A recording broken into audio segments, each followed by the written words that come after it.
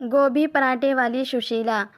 सुशीला रोज गोभी के पराठे बनाकर बेचती थी। सुशीला के गोभी के पराठे बहुत ज़्यादा लोगों को पसंद आते थे। वाह भी वाह, गोभी के पराठे खाकर तो मज़ा ही आ गया। हाँ दीदी, सच बताऊँ तो तुम्हारे गोभी के पराठे बहुत ही टेस्टी लगते हैं। मेरी जब भी ऑफिस से छुट्टी होती है तभी मैं तुम्हारे ठेले पर गोभी के पराठे खाने आ जाता हूँ। सच में दीदी, कैसे बनाती हो गोभी के पराठे? हाँ भैया, पर मैं गोभी के पराठों में ऐसा कुछ नहीं डालती जिससे ग्राहकों को कोई परेशानी हो या तबीयत खराब हो जाए। मैं ताज़ा ताज़ा गोभी के पराठे बनाती हूँ और अपने ही घर में मैंने गोभी लगा रखी है। तभी तो खाने में मज़ा आता है। सुशीला का इस दुनिया में कोई नहीं था। सुशीला का एक छोटा सा बेटा था। सुशीला का बेटा राहुल मेले में खो जाता है। सुशीला बहुत कोशिश करती है ढूंढने की, पर उसको उसका बेटा नहीं मिलता। अब सुशीला अकेली ही घर में रहती है और अपने बेटे की याद में रोती रहती है। इस हादसे को बीते हुए 20 साल हो गए थे। जब भी कोई छोटा बच्चा आता उसको अपना बेटा ही याद आ जाता था। एक दिन सुशीला अपने ठेले पर ग्राहकों को पराठे बना के खिला रही थी। उसकी नज़र एक छोटे से बच्चे पे पड़ती है।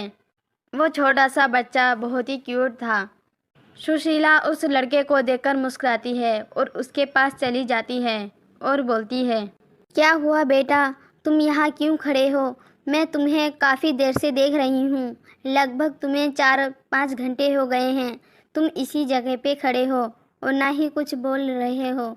मुझे बताओ क्या परेशानी है? आंटी, जब स्कूल की छुट्टी हुई थी मैं स्कूल से बाहर आ गया था। स्कूल के सामने से एक बारात जा रही थी। उन लोगों के साथ मैं यहाँ तक आ गया, मुझे पता भी नहीं चला। और मेरे पापा मेरा इंतज़ार कर रहे होंगे। मुझे तो इस रास्ते का मालूम भी नहीं है और मुझे बहुत तेज़ की भूख भी लग रही है। अच्छा बेटा, लो ये पराठे खा लो, फिर मैं तुम्हारे घर का पता निकालती हूँ। लाओ अपना आई कार्ड दिखा दो। रोहन फिर पेट भरकर पराठे खाता है और रोहन को वो पराठे बहुत ही अच्छे लगते हैं। सुशीला उसके घर का पता निकाल लेती है और उसके पापा को फ़ोन कर देती है। कुछ देर बाद रोहन के पापा भी आ जाते हैं और सुशीला का बहुत ज़्यादा धन्यवाद करते हैं। शुक्रिया आंटी, तुमने मेरे बेटे को अपने पास रखा।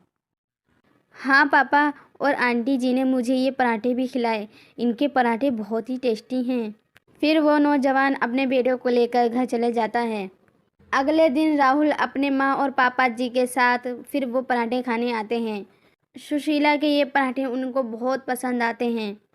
ऐसे ही कुछ दिनों तक वे लोग गोभी के पराठे रोज़ खाने आते थे।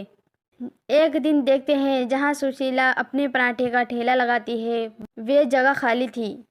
ये देखकर उन दोनों को बहुत बुरा लगता है और सुशीला के घर का पता निकालकर वे लोग उसके घर पहुंच जाते हैं। क्या बात आंटी, तुमने आज ठेला नहीं लगाया?